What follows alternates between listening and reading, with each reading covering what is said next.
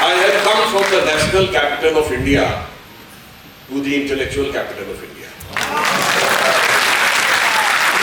To have some light on the most intellectual aspect of the Waqf Board, which I think doesn't need too much intellectual depth, it needs just a common sense.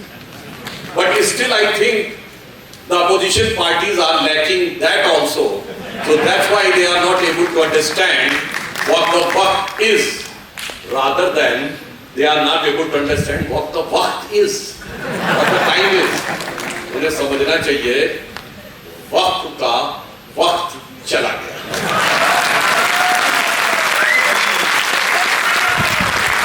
अब मोदी जी के नेतृत्व में नए भारत का वक्त आ गया है। और एक पुराना हिंदी फिल्मों का सॉन्ग था कि तू न हिंदू बनेगा न मुसलमान बनेगा, तू बदले हुए वक्त की पहचान बनेगा। तो मैं कहना चाहता हूं, तू न हिंदू बनेगा न मुसलमान बनेगा, तू बदले हुए वक्त की पहचान बनेगा। ये नया इंडिया बदले हुए वक्त की पहचान बनेगा। अभी तेजस्वी सूर्या जी ने बहुत सारे टेक्निकल पॉइंट्स बताए। If we have to properly and extensively analyze the entire episode of this Waqf bill, it has to be understood by 3C. One is, what is the concept of Waqf? Then what is the contempt by the opposition parties and a section of society? And third, what is the confusion? First, what is the concept of Waqf? People used to say that this is the fundamental religious element of Islam. I think this statement is not correct. There are 5 fundamental duties in Islam: Roza, Kalma, Namaz, Hajj and Zakat. Waqf is not there. Waqf is a part of Zakat, that is donation for charity. And the earliest instance of when something was donated for charity was during the Sassanid Empire in 7th century. When the southern Iraq was captured, it was a very fertile land, and that was declared as Waqf, but under the control of state. And after that, very uniquely, they have included another concept that is called Waqf al-Aulad. Means you will donate your property, the family property, to the Waqf, but it will remain under the control of your family. Means you have given to the charity, but you are the owner. Like आप कहें कि मंदिर को मैंने दान तो कर दिया, फिर भी पैसा मेरा ही रहेगा। और ये concept in properties, in parties को क्यों अच्छा लगता है? ये कहती हैं हम तो समाज सेवा कर रहे हैं, but still the party is my property. So they are having the concept of party al-Aulad. So they are very much in favor of Waqf al-Aulad. अब यहां पर मैं आपसे एक बात कहना चाहूंगा कि इस कॉन्सेप्ट में एक फंडामेंटल एलिमेंट है. I would just like to quote one sentence. Since this is a matter related to Mohammedan properties, so it should be decided by Muslims only. Where does the issue of public policy appears? आपको लगेगा कि अभी जो parliament में debate हुई उनमें किसी opposition के पार्टी के नेता का स्टेटमेंट है, बट यू नो ये स्टेटमेंट किसका है? April 1913 Mohammad Ali Jinnah in imperial legislative council in favour of the Waqf al-Aulad. सब 1913 से 2025 तक लैंग्वेज नहीं बदली है. And if you look at this concept, in 1894 British government ने वक्फ अल-औलाद को प्रिवी काउंसिल ने डिनाउंस कर दिया था. और उसके लिए सर सैयद अहमद, जो कि अलीगढ़ मुस्लिम यूनिवर्सिटी के फाउंडर हैं, which was considered a very thorough Islamic scholar, उन्होंने ये कहा था कि वक्फ अल-औलाद is not the concept, fundamental concept of Islam. इसके लिए उन्होंने मुजार शब्द का प्रयोग किया था. And on that basis ये चेंज हुआ. मगर शायद हमारे कांग्रेस के लोगों को याद हो ना याद हो, 1906 कैलकाटा कांग्रेस अधिवेशन में एक रेजोल्यूशन पास होता है कि 1894 का जजमेंट में कुछ गलती है, मुसलमानों को वक्त मिलना चाहिए कंट्रोल, क्योंकि 1904 में जिन्ना ने कांग्रेस ज्वाइन कर ली थी.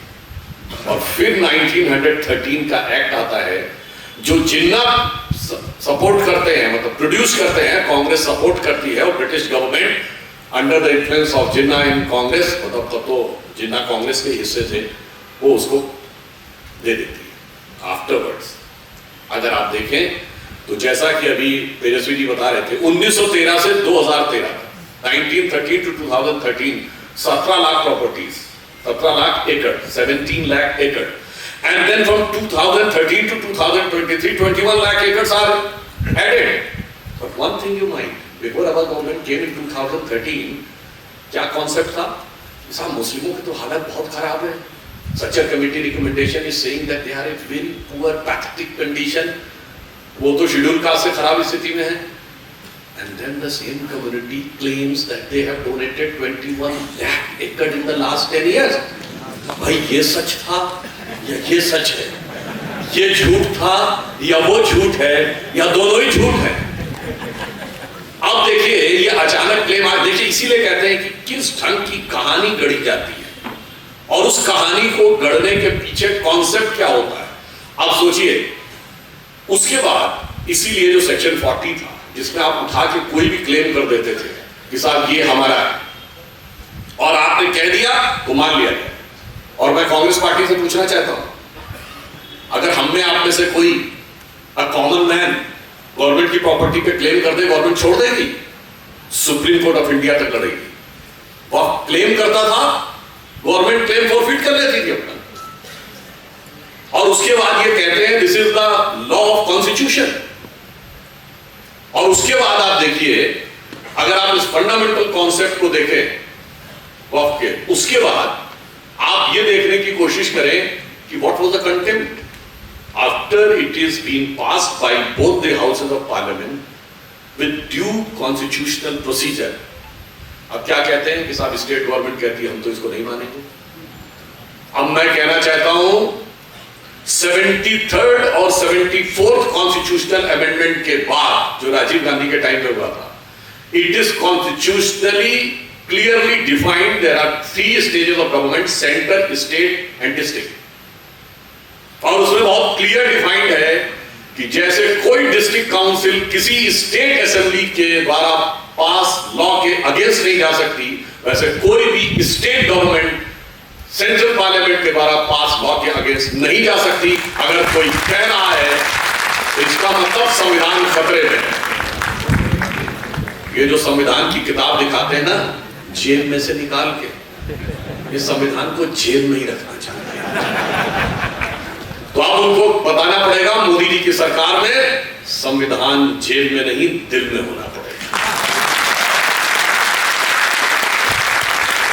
और दूसरा, वो इस चीज के द्वारा देश का, संविधान का और मुस्लिम समाज का कितना बड़ा नुकसान कर रहे हैं. मैं कोट करना चाहता हूं एक सेंटेंस कि मुस्लिम समाज में एक ऐसा वर्ग है जो ये मानता है कि if there is a conflict between law of the land and Sharia, then Sharia should prevail over the law of land. ये किसने कहा है? ये किसी संघी भाजपाई ने नहीं कहा. Doctor B.R. Ambedkar in his book Pakistan और the partition of India on page number 292. अब आप ये समझिए कि हमारी सरकारों को तय करना था कि हम मुस्लिम समाज के उस हिस्से के साथ जाना चाहते हैं या मुस्लिम समाज को में जो ईमानदार मुसलमान है, जो ईमानदारी से अपने धर्म के प्रति आस्था रखते हुए ये सोच के चैरिटी कर रहा है कि ये मेरे लिए पॉजिटिवली कंस्ट्रक्टिवली यूज होगी, उसके साथ रहना चाहते हैं. ये लोग वो गलती कर रहे हैं जो डॉक्टर अंबेडकर बता के गए थे कि ये गलती नहीं कर रहा है, वही गलती कर रहे हैं. और जैसा कि अभी तेजस्वी जी ने बताया कि किसी भी मुस्लिम कंट्री में वक्फ एक्ट में ऐसे प्रावधान नहीं है. Neither in Saudi Arabia which is the birth place of Islam, nor in Indonesia which is the biggest Muslim country, nor the Turkey which was the seat of khalifa, Turkey का खलीफा होता था जहां, neither the Iraq which was once a time of seat of Baghdad khalifa, न Syria में जो ISIS का इलाका है, न पाकिस्तान में, न बांग्लादेश में. इसीलिए मैंने पार्लियामेंट में कहा था कि कहावत एक हिंदी में होती, नया मुल्ला प्याज ज्यादा खाता है। प्याज यू अंडरस्टैंड ना, ओनियन। अच्छा, मगर यहां पर तो नॉन मुल्ला प्याज ज्यादा खा रहा था। अच्छा, ज्यादा प्याज आप काट रहे ओनियन तो आंखों से आंसू आने लगते हैं ना। इतना प्याज खा रहा था, इतना प्याज खा रहा था कि देश के भी आंसू निकल रहे थे, संविधान के भी आंसू निकल रहे थे, ईमानदार मुसलमान के भी आंसू निकल रहे थे। मैं ईमानदार मुसलमान के क्यों कहना चाहता हूं? वक्फ बोर्ड ने जिन प्रॉपर्टीज को क्लेम किया उसमें 3165 केसेस हैं जहां मुस्लिम्स की प्रॉपर्टीज को इंक्रोच कर रखा है, and they are matters are in the tribunal और कोर्ट। 3165 मुसलमानों की प्रॉपर्टीज को क्लेम करके रखा हुआ है। और आपको मजेदार बात पता है कि इस 39 लाख एकड़ में 20 लाख एकड़ रूरल एरिया में। पहली बात तो रूरल एरिया में मुस्लिम्स की पॉपुलेशन कितनी है, और रूरल एरिया में न अब जमींदारी है, न नवाबी है, न सुल्तानी है, तो कहां से इतनी जमीन है कि 20 लाख एकड़ दान की हुई है? ये सोचने वाली बात है। इसीलिए जिस सेक्शन 40 की बात कर रहे थे, बहुत साफ साफ कहा गया अब कोई आर्बिट्रेरी क्लेम नहीं चलेगा। आर्बिट्रेरी क्लेम जैसे यहां विजयपुर डिस्ट्रिक्ट में कर्नाटका में पूरा एक गांव क्लेम कर लिया, तमिलनाडु में तिरुचेंदुरी डिस्ट्रिक्ट में पूरा गांव क्लेम कर लिया, ऐसे ही बिहार में गोविंदनगर डिस्ट्रिक्ट में पूरा गांव क्लेम कर लिया। अब ये गांव का क्लेम नहीं होगा, आपको पेपर दिखाने पड़ेंगे। सरकार ने एकदम जस्ट काम किया है, उसने 2-3 चीजें बिल्कुल क्लियर कर दी है, उसमें कोई कंफ्यूजन नहीं होना चाहिए। एक, जो मस्जिदों की कमेटी है, जो दरगाहों की कमेटी है, जो कब्रिस्तानों की कमेटी है, वो कमेटीज का वक्त से कोई लेना देना नहीं, वो एज इट इज रहेंगी। उसमें आप जिसको रखना चाहे रखें, नॉन मुस्लिम तो छोड़िए, आप अपने परिवार का रखना चाहे रखें। Those trusts and committees are different, and this body is over and above. Like the temples and the other things are different.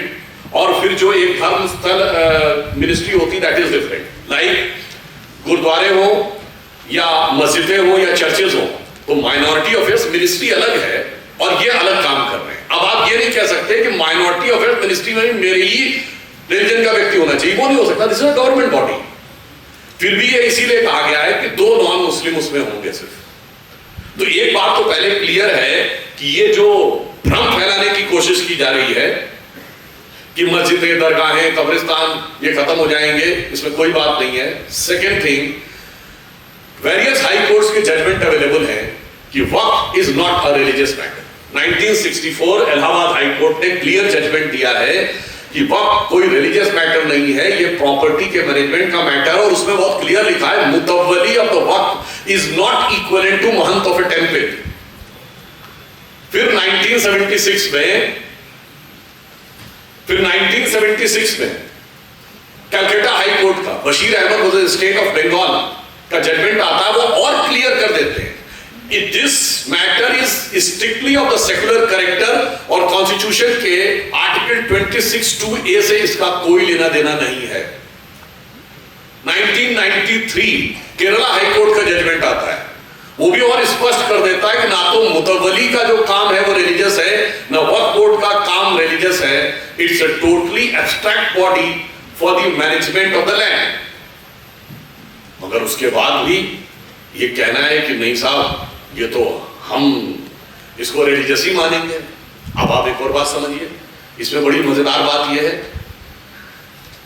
कि ये अचानक इतने क्लेम्स आ कैसे गए, और ये बड़ी लॉजिकल सी बात है। अभी आपने देखा होगा यहाँ पे हुबली में एक दौर में दरगाह को क्लेम कर दिया था, ईदगाह मैदान को। बाद में सुप्रीम कोर्ट ने हुबली धारवाड़ म्युनिसिपल कॉर्पोरेशन को उसको वापस किया।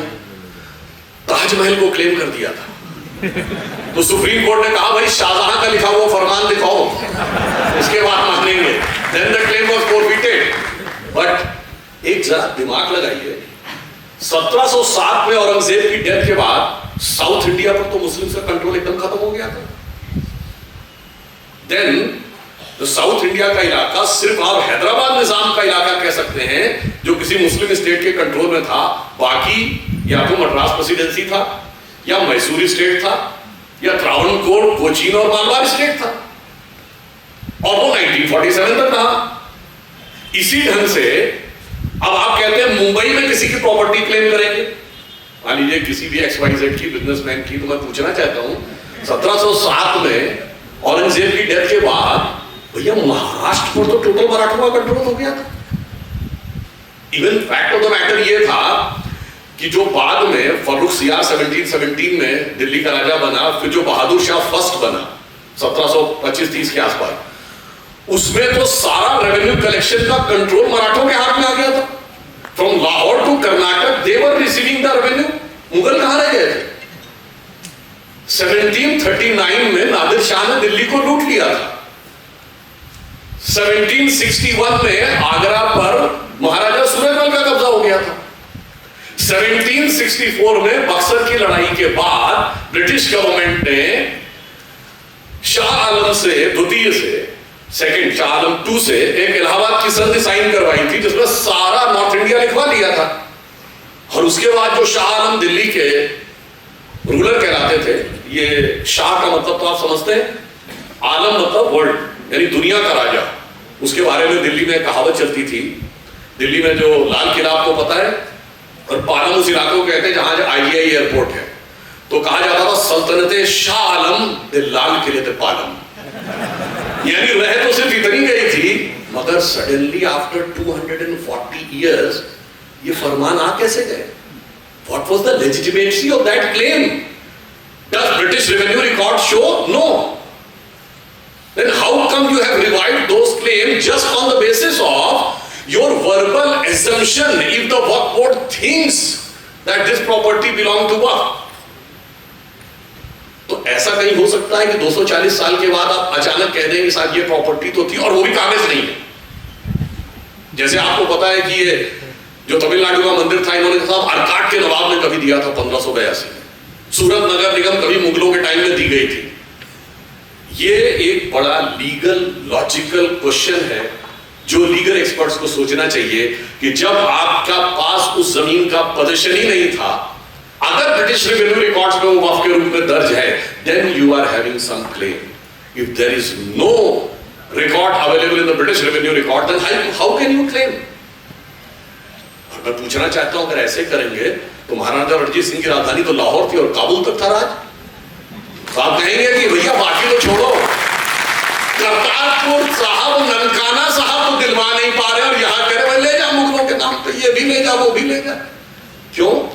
कारण यह है कि जो हमारी पार्टियां हैं ये आज तक उस माइंडसेट से निकल नहीं पाई हैं कि जो मुस्लिमों के बीच में मेहनत करके उनका समर्थन नहीं चाहती, ये शॉर्टकट चाहते हैं कि हार्डलाइनर फंडामेंटलिस्ट मुस्लिम्स को, जिसे कहते हैं ना होल सोल डिस्ट्रीब्यूटर, तो whole sole seller of the vote, थोक विक्रेता, इससे ले लो और अपना काम चला लो।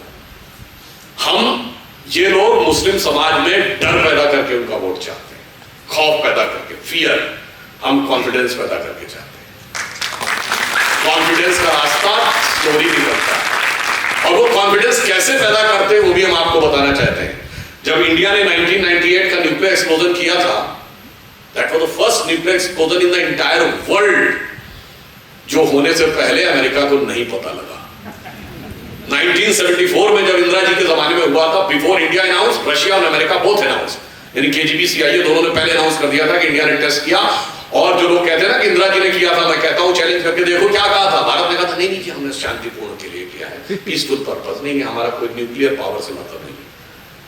98 में मुझे अच्छी तरह याद है, it is in my vivid living memory, 11th of May 1998, जब अटल जी ने आके अराउंड 3:15 PM कहा, today India has conducted a nuclear test in Pokhran range and it was a shock for CIA। और इसके बाद यहां नहीं रुके, हमने कहा we are the nuclear state. अब हमने ये नहीं कहा कि शांतिपूर्ण कामों के लिए, हमने कहा we are the nuclear state. और वो 30-35 दिन से तो चल रहा था। अटल जी के अलावा 2 लोगों को पता था, एक हमारे उस समय के डिफेंस मिनिस्टर जॉर्ज फर्नांडिस और एक डॉक्टर APJ अब्दुल कलाम। ये होता है कॉन्फिडेंस में लेकर काम करना।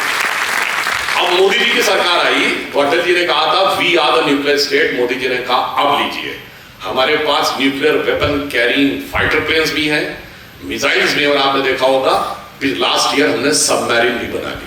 अब जल थल नभ तीनों से मोदी जी ने उसको न्यूक्लियर स्टेट बना दिया। और जो बात एक बार मैं पार्लियामेंट में बोल चुका हूं, मैं रिपीट करता हूं, जो लोग कहते हैं ना कि किस कॉन्फिडेंस से काम करना चाहिए, गवर्नमेंट में सबसे कॉन्फिडेंशियल पोस्ट क्या होती है? Chief of the intelligence bureau. कोई भी गवर्नमेंट पिछले गवर्नमेंट के आईबी चीफ को नहीं रखती, विद इन फ्यू वीक्स हटा देती है। It is track record. When Modi ji took over in May 2014, the IB chief was Asif Ibrahim. वैसे तो हम किसी ऑफिसर को धर्म और जात पर नहीं देखते, मगर कांग्रेस ने प्रचार किया था, देखो हमने एक मुस्लिम को आईबी चीफ बनाया, और उनका टेन्योर 8 महीने बाकी था।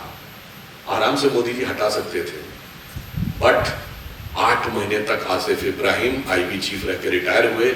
नरेंद्र मोदी की सरकार में आईबी चीफ मुस्लिम थे। ये है कि हमने कॉन्फिडेंस में रहकर काम करने का प्रयास किया। और ये लोग क्या करते हैं?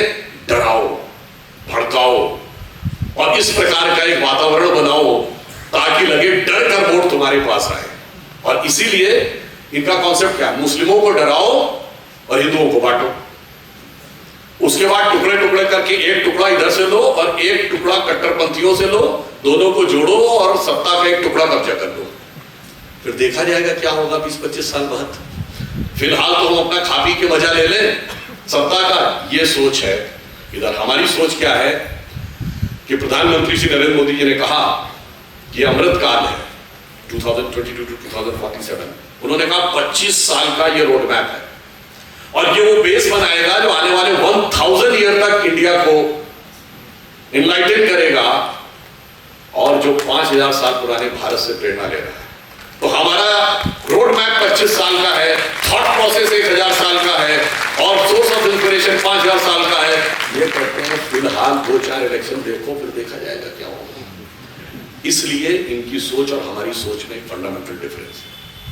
इसीलिए मैंने आपसे ये कहने का प्रयास किया कि इस वाक्य में ईमानदारी से, और फिर मैं पूछना चाहता हूं, if you are asking about charity, 39 lakh एकड़ जमीन, you name a single hospital.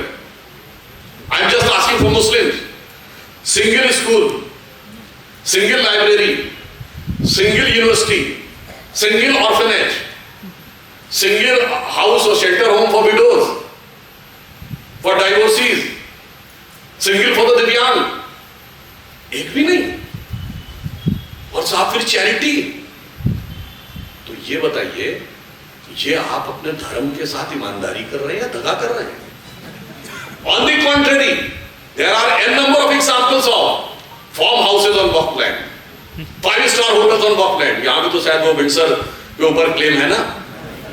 And moreover, इतना ही नहीं, शॉपिंग मॉल्स, कमर्शियल प्रॉपर्टीज। अभी भी वो लालू प्रसाद यादव जी का एक बड़ा फेमस वीडियो वायरल हुआ था। वो कह रहे थे पटना में सब कब्जा करके प्लाटिंग कर दिया है, सब गड़बड़ कर दिया, बड़ा कड़ा कानून बनाना चाहिए। अब ये कड़ा तो क्या हम सीधे खड़ा कानून बना रहे हैं, तो आपको समझ में नहीं आ रहा। इसीलिए कहना चाहते हैं कि this is between the selection of the 2 sect of Muslim, one who is honestly trying to give its land and donation to the virtuous pious purpose, और वो गरीब है। And those who are trying to become, who are usurping all the properties and trying to terrorize the government कि तुमको हमारी तरफ से चलना पड़ेगा। बट मोदी जी की गवर्नमेंट गरीब के हक के साथ खड़ी है, धमकाने वाले के साथ नहीं खड़ी। इसीलिए मैंने पार्लियामेंट में कहा था कि ये चुनाव है एक शरीफ मुसलमान शराफत अली और कब्जा करने वाले ग्रुप शरारत खान के बीच में, और हमारी सरकार शराफत अली के साथ खड़ी है। शरारत खान को बहुत बुरा लग रहा है। मैं ये भी कहना चाहता हूं, 1948 में जमींदारी एबोलिशन एक्ट आया, सबकी प्रॉपर्टीज ले ली गई, और 2013 में एक ऐसा एक्ट आया कि गरीब की प्रॉपर्टी लेके एक जमींदारी क्रिएट कर दी गई। एक और मैं लीगल और टेक्निकल क्वेश्चन पूछता हूं, जब सारे राजे महाराजाओं की प्रॉपर्टी सीज हो गई, यानी मैसूर के राजा से लेके, हैदराबाद के निजाम से लेके, ट्रावनकोर से लेके, महाराजा पटियाला से लेके, सबकी प्रॉपर्टीज पे क्लेम तो सीज हो गए और मुगलों के क्लेम रिवाइव हो गए। और तो ये लोग कहते हैं, एक होता ना कि कब्र में से मुर्दे खड़े कर देना, यहाँ कब्र में से प्लेन खड़े होने लगे। अब बताइए, ये लोग कहते थे कि मोदी तेरी कब्र खोदेगी। अरे भैया, आप तो देश की कब्र खोदने में लग गए। और एक और मैं सीरियस बात करना चाहता हूं, 2013 टू 2023 21 लाख एकड़ लैंड तब बढ़ी है जब मोदी सरकार है। कैन यू इमेजिन कि कांग्रेस गवर्नमेंट होती तो इस सेक्शन 40 का यूज करके कितनी जमीन कब्जा हो गई होती, और गवर्नमेंट ने कॉन्टेस्ट भी नहीं किया होता, छोड़ दिया होता। यह दिखाता है कि इस सिचुएशन के ऊपर हमारी सरकार ने कितनी ईमानदारी से काम करने का प्रयास किया। और यहां पर मैं फिर कहना चाहता हूं, मुस्लिम्स में भी दो प्रकार के धाराएं हैं। एक धारा वो है जो ये कहती है कि हम नेशनल मेन स्ट्रीम में आना चाहते हैं। ये लोग हमेशा उस धारा को क्रश कर देते हैं। I would like to remind, आप लोगों ने वो बाजीराव मस्तानी फिल्म के बारे में सुना होगा। अगर आपने देखी हो तो उसमें लिखा रहता, this is based on a novel Padmavat. Padmavat एक नॉवेल है, एक काव्य है, मतलब that is a poetic novel, जिसमें कि अलाउद्दीन खिलजी को अत्याचारी दिखाया गया है और राणा रतन सिंह को वीर दिखाया गया है। You know who has written the Padmavat? Malik Mohammad Jayasi. पर आज तक आपने किसी को नहीं देखा होगा मलिक मोहम्मद जायसी की जयंती मनाते हुए। कृष्ण भक्ति के बड़े कवि हुए आलम शेख, किसी को नहीं देखा होगा आलम शेख के यहां जाते हुए। कभी आपने नहीं देखा होगा बहुत बड़े कृष्ण भक्त कवि हुए सैयद इब्राहिम रस खान, जिनके बारे में मैंने पार्लियामेंट में भी बोला था, कभी नहीं देखा होगा। वो तो इतने बड़े भक्त थे, उनका मेरा तो एक जन्म कम है। मैं तो चाहता हूं मेरा एक और जन्म हो तो भी मैं कृष्ण भक्त बनूं। अगर मैं मनुष्य के रूप में बनूं तो ग्वाल वालों के बीच में जाऊं, जिसमें नंद बाबा के गांवों में जो ग्वाल वाले थे, और अगर पशु यानी एनिमल बनूं तो नंद बाबा की गायों के बीच में। कभी आपने नहीं देखा होगा कि वहां पे गए। अब्दुल रहीम खान खाना के उसमें कभी नहीं जाते देखा होगा। और इन सारी चीजों से अलग, आप मुझसे शायद औरंगजेब का नाम तो हम सब ने सुना होगा, दारा शिकोह के बारे में बहुत कम लोग जानते होंगे। Dara Shikoh was the elder brother of Aurangzeb and he was a designated successor from Shahjahan and he was very much interested in Indian knowledge system and Hindu knowledge system. He studied Sanskrit, then he studied Upanishads, then he translated Upanishads into Farsi, Persian, और उसका नाम रखा सिर्रे अकबर। किसी को दारा शिकोह की जयंती मनाते नहीं देखा होता, जिसको सो कॉल्ड गंगा जमुनी तहजीब कहते हैं। वैसे तो बड़ी अजीब बात लगती है, गंगा भी हमारी, जमुना भी हमारी और तहजीब तुम्हारी। अरे भाई, हम तो तब माने जब तुम कहते गजला फरात की तहजीब जो इराक में होती है। जो कम्युनिस्ट कहते हैं तो चाइना की जो रहती है ह्वांगो और सीटी कैंग, यांग सीटी कैंग और ह्वांगो की तहजीब। तहजीब तो गंगा जमुना में ही मिलती है। कारण ये तहजीब वही है जहां गंगा को माता मानने वाले और जमुना को माता मानने वाले लोग। अब आप सोचिए, ये लोग उसको नहीं मानते, ऑन दी कॉन्ट्रेरी किसको मानते हैं? उस दारा शिकोह का सर काटने वाले और उसे कब मानते हैं? इस एआई की एज में। भाई, हम तो इस समय इंडिया के सॉफ्टवेयर कैपिटल में खड़े हैं। एआई की एज में औरंगजेब को खड़ा कर दिया। और लोग कहते हैं ना, देखिए इस मामले को पार्टी पॉलिटिक्स से ऊपर रखिए, जिसे हिंदी में कहते हैं दलगत भावना से ऊपर। तो भाई साहब, दलगत भावनाओं से ऊपर उठ के औरंगजेब को खड़ा कर दिया। कांग्रेस वाले भी साथ में हैं, सपा वाले भी साथ में हैं, एमआईएम वाले भी साथ में हैं और डीएमके वाले भी साथ में हैं, सब औरंगजेब के साथ में हैं। अब यहां मैं ये भी कहना चाहूंगा, 39 लाख एकड़ जमीन पे एक भी चैरिटी का काम नहीं, total income 166 crore, net profit 1.25 crore only, और गवर्नमेंट को टैक्स देने की जरूरत ही नहीं। ऑन द अदर हैंड 2.77 एकड़ लैंड पे राम मंदिर, 3000 करोड़ की अर्निंग पिछले 2-3 सालों में, और 400 करोड़ का गवर्नमेंट को टैक्स। 2.77 एकड़। स्टिल इन सरकारों का प्रिजर्वेशन क्या था कि हिंदू मंदिरों का मैनेजमेंट सही नहीं हो सकता है, जो इतना टैक्स दे रहे हैं, मगर जो 1.25 करोड़ 39 लाख एकड़ में दे रहे हैं वो बहुत बढ़िया मैनेजमेंट कर रहे हैं, उसमें तो हस्तक्षेप ही नहीं होना चाहिए। आप सोचिए किस तरह की डायकोटोमी की थिंकिंग इन लोगों ने प्रोपोगेट की और देश के लिए कैसा चैलेंज बनाया। अब यहां पे हम एक बात और भी कहना चाहते हैं मुस्लिम समाज के लिए, आपको भी ये सोचने की जरूरत है कि आपको कहां लेके जाना है। जो बात मैंने पार्लियामेंट में बोली थी उसको थोड़ा और एक्सटेंड करके आपको बताता हूं। एक दौर था जब मुस्लिमों में, मैं I am talking about the Islamic world, not of the India, उसमें भी एक इंटेलेक्चुअल क्लास था। एक अल-ज़हार थे जिन्होंने 763 में जो भारत का सूर्य सिद्धांत था उसका अरबिक में ट्रांसलेशन कराया, नाम रखा सिंध हिंद। सुश्रुत संहिता का खलीफा मंसूर ने अरबिक में ट्रांसलेशन किया बाय द नेम अल सुश्रुत।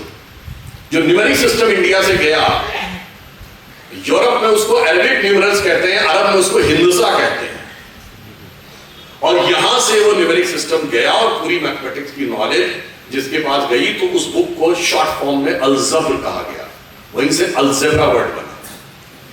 और आफ्टर दैट अल ख्वारिज़्म आया, उसने मैथमेटिक्स का पूरा डिटेल दिया जो ब्रह्मगुप्त और आर्यभट्ट से प्रभावित था, बट आफ्टर ऑल उनके अंदर रिसर्च की कैपेसिटी तो थी। और आज जो कंप्यूटर का डाटाबेस है, जो मैंने कहा था एल्गोरिथम वर्ड अल ख्वारिज़्म से निकला है। अच्छे अच्छे मुसलमानों को नहीं पता हो। कोलंबस ने जब दुनिया का नक्शा ट्रेवल करना था, जो नक्शा यूज किया था वो भी एक मुस्लिम का, अरब मुस्लिम का बनाया हुआ था, अल इदरीसी का। और आपको पता है एक जमाने में जब बगदाद में एक बहुत बड़ी इनकी यूनिवर्सिटी थी जिसका नाम था बैतुल हिकमत, यानी सेंटर ऑफ नॉलेज, जब वो स्टैब्लिश होनी थी तो आज जो टर्की की राजधानी इस्तांबुल है, इसको तब कॉन्स्टेंटिनोपल कहते थे, तो किंग जस्टिनियन का रूल था कॉन्स्टेंटिनोपल पे। उसके पास इन्होंने अपना संदेश भेजा कि आपके पास ग्रीस हिस्ट्री के टाइम की बड़ी वैल्यूएबल बुक्स हैं, तो क्या उसमें से आप कुछ हमें दे सकते हैं। जस्टिनियन की काउंसिल बैठी। अब देखिए उस समय क्रिश्चियंस में वो कॉन्सेप्ट था जो धीरे धीरे मुस्लिम्स में आ गया। जस्टिनियन की काउंसिल ने कहा कि ये लोग मांग रहे हैं ना, सब दे दीजिए, क्योंकि जो बाइबल में लिखा है उसके अलावा सब बेकार है, कुछ पढ़ने की जरूरत नहीं है। और इतना ही नहीं, जो बाइबल में लिखा उसके बाहर जो पढ़ेगा वो अपने आप खत्म हो जाएगा, वो सब पाप है, इनको दे दीजिए। और सैकड़ों ऊंटों पर लाद कर कॉन्स्टेंटिनोपल से बगदाद आया, और जो बैतुल हिकमत का फर्स्ट चांसलर जो बना उसका नाम था Ishaq bin Hunain. He was not Muslim, he was Christian. आप सोचिए नॉलेज का वो बेस था। उसके बाद आया अशरी मूवमेंट इस्लाम में। उसके बाद ऐसा पीछे गए, ऐसा पीछे गए कि पिछले 400, 500, 600 सालों में in the entire Islamic world कोई साइंटिस्ट पैदा ही नहीं हुआ। अगर 500 साल के बाद पैदा हुआ तो डॉक्टर APJ अब्दुल कलाम, मगर हमने उसको प्रेसिडेंट बनाया और ये उनके खिलाफ खड़े हो गए, नहीं बनने देंगे। And I remember the year 2007 जब कलाम साहब को सेकंड टर्म मिलना था। हम लोगों का मानना था कि कलाम साहब को सेकंड टर्म मिले। अब कलाम साहब नहीं है और उनके जो प्राइवेट सेक्रेटरी खान साहब थे उनकी भी डेथ हो गई। मुझे इसलिए बताया, उस समय राजनाथ सिंह जी पार्टी के प्रेसिडेंट थे, कलाम साहब से बात हुई थी और उन्होंने कहा अगर यूनानिमस हो जाए। हम लोग को उम्मीद थी कि शायद यूनानिमस होगा, मगर DMK भी तैयार नहीं हुई, जबकि कलाम साहब तमिलनाडु के थे। ना RJD तैयार हुई, ना समाजवादी पार्टी तैयार हुई, ना कांग्रेस तैयार हुई, जो मुस्लिमों के सबसे बड़ा नंबरदार बनते हैं। But in the same year of 2007, after a proper clear-cut verdict of Supreme Court against Afzal Guru, who was the prime architect of attack on parliament, all these parties were running for his clemency. उसको फांसी ना मिले इसके लिए सब दौड़ लगा रहे थे दिल्ली तक। 2007 में अफजल गुरु को फांसी नहीं मिलनी चाहिए, मगर कलाम साहब दोबारा नहीं आने चाहिए। आप सोच लीजिए कौन किस तरीके के मुस्लिम्स के साथ खड़ा था और हम किसके साथ खड़े थे। अभी भी हमने जिनको गवर्नर बनाया है, आरिफ मोहम्मद खान साहब जो बिहार के गवर्नर हैं, अभी तक केरल के गवर्नर थे, इसमें आप इस समय पूरे पॉलिटिकल क्लास में तो कोई ऐसा नहीं होगा जो उनसे बड़ा नॉलेजेबल पर्सन हो, जो हदीस कुरान को सीधे कोट कर सकता हो, अरबी फारसी को कोट कर सकता हो। हम चैलेंज करके कहते हैं पॉलिटिकल क्लास में तो कोई नहीं होगा, अच्छे अच्छे मुल्ला मौलवियों से बात नहीं कर सकते, वो इनको अच्छा नहीं लगता। इसलिए एक बहुत बड़ी प्रॉब्लम ये हिंदू मुसलमान की युक्ति नहीं है, ये प्रॉब्लम है मुस्लिम्स में। दो थॉट प्रोसेस, एक थॉट प्रोसेस है बाबर, तुगलक, औरंगजेब, जिन्ना, टीपू सुल्तान, याकूब मेनन, इशरत जहां, जाकिर नायक, अफजल गुरु, हाफिज साहब, ओसामा जी। दूसरा है सैयद इब्राहिम रस खान, अब्दुल रहीम खान खाना, आलम शेख, अशफाक उल्लाह खान, वीर अब्दुल हमीद, ब्रिगेडियर मोहम्मद उस्मान और एपीजे अब्दुल कलाम। भाई आप नहीं चुनना चाह रहे हो, ये आपकी गलती है कि आप ट्रैक 2 पे नहीं ट्रैक 1 पे चलना चाह रहे हो। और कौन चला रहा है? यही सेकुलर चला रहा है। और इन्होंने चलाकर कहां पहुंचाया? पूरे इस्लामिक वर्ल्ड को। आप ये बताइए, जिस समय जिस देश को आजादी मिली, जो मैं कंफ्यूजन की बात कहता हूं, इस देश को जब आजादी मिली तो उस समय जितनी भी माइनॉरिटीज थी, सिखों की 1-2 रियासतें को छोड़ दें तो ना कोई क्रिश्चियन रियासत थी, ना कोई ज्यूस रियासत थी, ना कोई पारसी रियासत थी, और ना ही कोई यहूदी रियासत थी।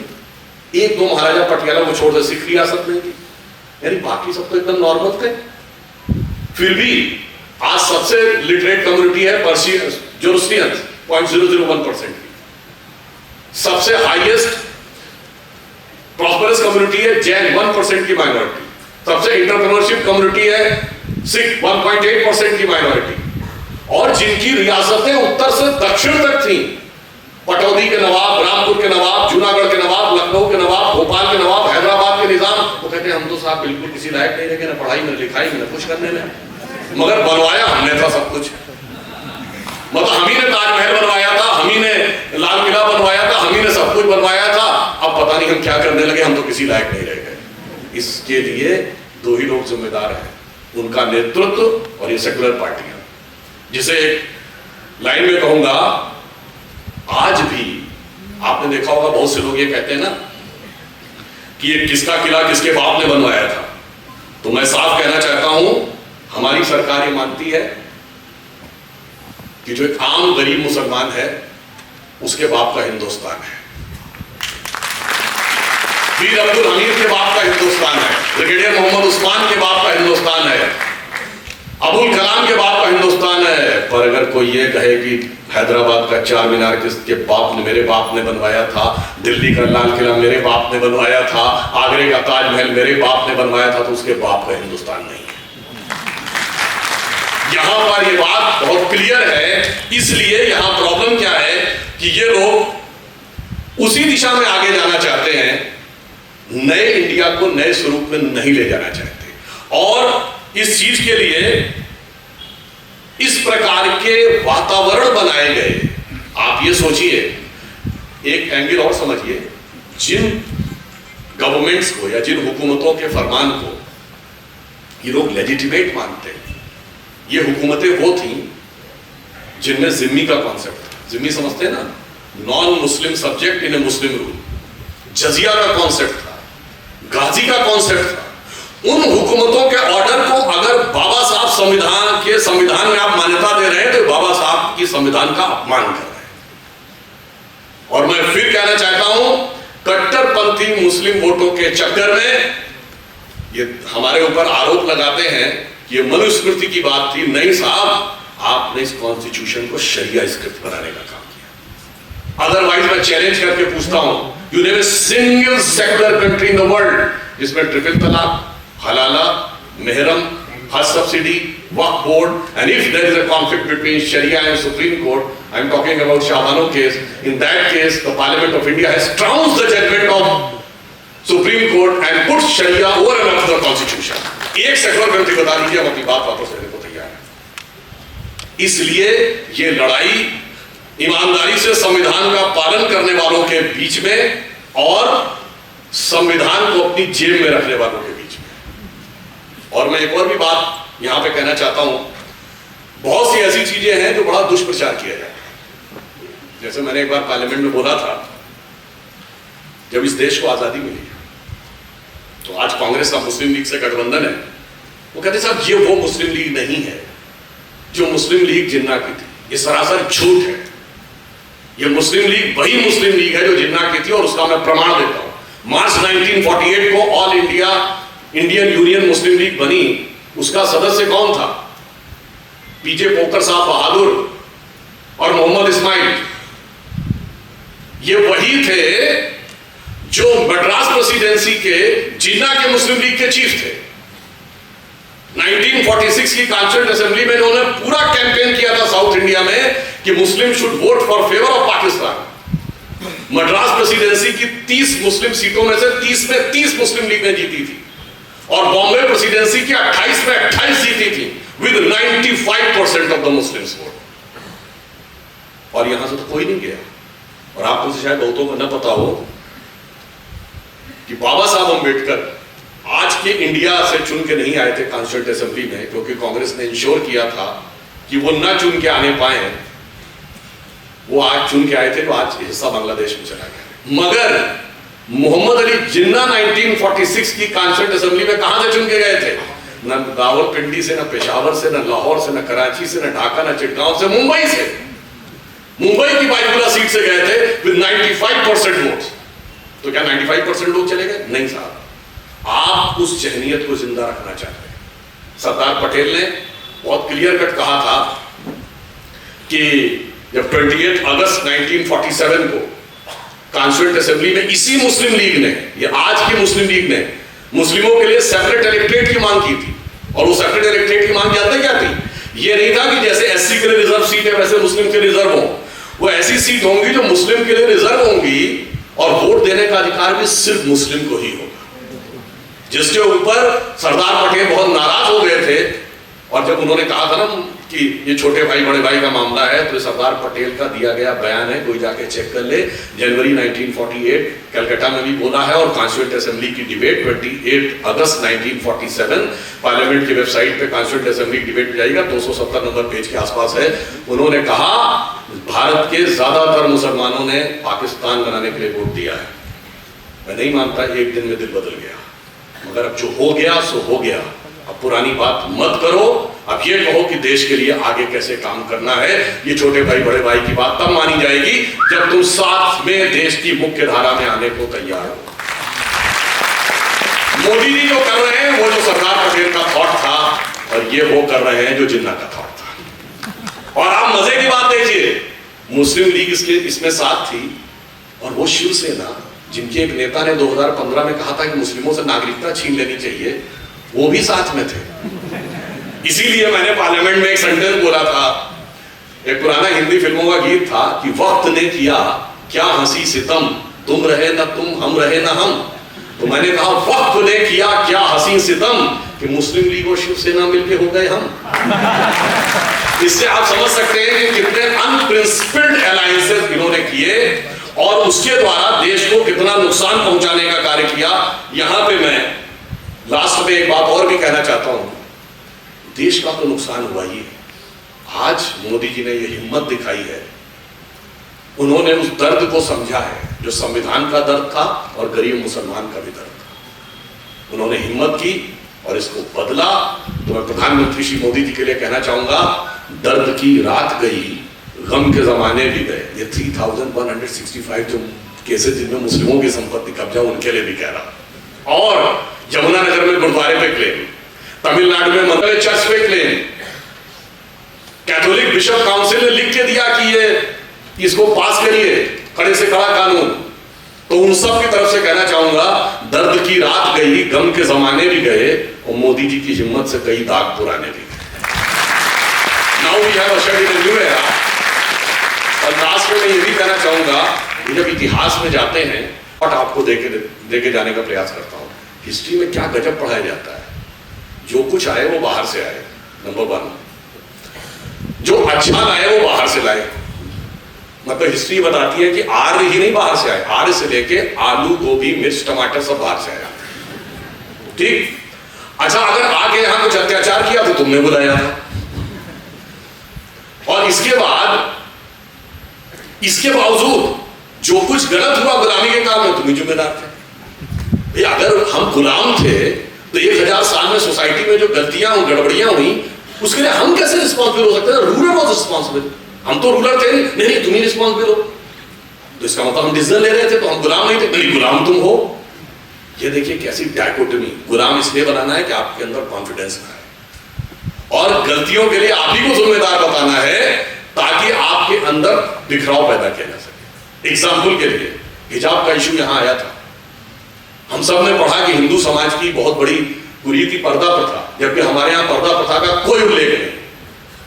देवियों की फोटो आपने पर्दे में देखी, ये इस्लामिक आक्रमण के समय में आई। और डॉक्टर बाबा साहब अंबेडकर ने यह बात पाकिस्तान और पार्टीशन ऑफ इंडिया में क्लियर कट लिखा है कि हिंदुओं में पर्दा प्रथा है और उसको कोई धार्मिक सैंक्शन नहीं है। मुस्लिम्स में पर्दा प्रथा को धार्मिक सैंक्शन है। इसके बावजूद कुरीति हमारी हो गई और धर्म से जोड़ दिया, दूसरे की नहीं। आपने सुना होगा ना जो कहते हैं कि वो पैटर्नल सोसाइटी के शब्द क्या प्रयोग होता है, पुरुष प्रधान समाज, पितृसत्तात्मक व्यवस्था, ऐसे संस्कृत निष्ठ शब्द मतलब हमको बताया जाता है। और 4 बीबी रखना जो है पितृसत्तात्मक नहीं है, हलाला पितृसत्तात्मक नहीं है। साउथ इंडिया में कहेंगे देवदासी प्रथा को लेकर तमाम प्रकार की बात में पवित्रता को लेकर नहीं बोलेंगे। ये बहुत बड़ा षड्यंत्र था। इसीलिए आप देखिए, और एक और लास्ट में कहूं, जो कहते हैं ना सब कुछ बाहर से आया, अच्छा मजे की बात, जो बाहर से आया वो लुटेरा ही लेके आया। वही कहते हैं बाबर आया था तो तरबूज लेके आया, वाटरमेलन। जरा जाके चेक करिए वाटरमेलन की शेल्फ लाइफ कितनी होती है, 10-12 दिन। और 10-12 दिन में तो कजाकिस्तान से चलकर यहाँ आया नहीं जा सकता, तो कैसे लेके आया। अब दूसरी बात आप समझिए, अगर लाना भी था तो व्यापार तो वहां बहुत लंबे समय से हो रहा था, व्यापारी नहीं जा सकता था। भाई हजारों सालों से ट्रेडर्स तो आ जा रहे थे, वो लाने के लिए किसी लुटेरे का इंतजार था ताकि लुटेरे को रिस्पेक्ट दी जा सके।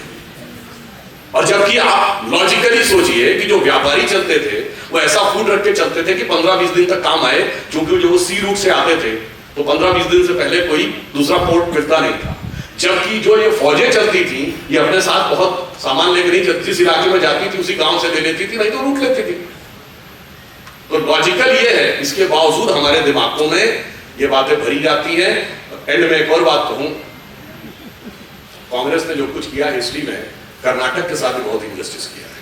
नेहरू ने ही भारत के architect of new India, modern development. मैं आपसे पूछूं कि दुनिया का यूरोप के बाहर पहला शहर कौन था जहां रोड की इलेक्ट्रिसिटी आई, वो बेंगलोर था 1902, जब जवाहरलाल नेहरू 12 साल।